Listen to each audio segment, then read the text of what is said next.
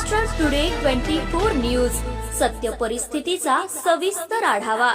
Coastal रोडच्या बोगद्यात 2 कारची धडक, 3 जखमी।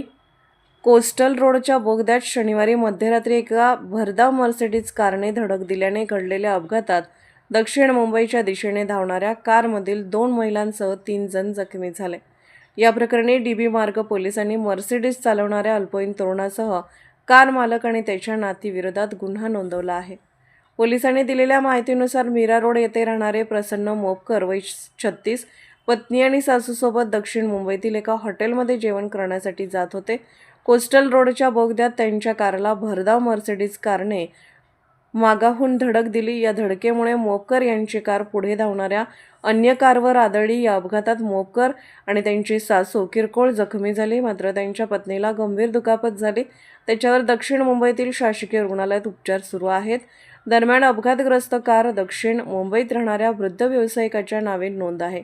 त्यांची नात गाडी घेऊन घरातून निघाली होती। मध्यरात्री तिने ही कार आपल्या अल्पवयीन मित्राच्या हाती दिली। अल्पवयीन चालकाला वेग अनियंत्रित झाल्याने हा अपघात घडल्याचा पोलिसांचा अंदाज आहे। महाराष्ट्र टुडे मराठीसाठी ब्युरो रिपोर्ट, मुंबई।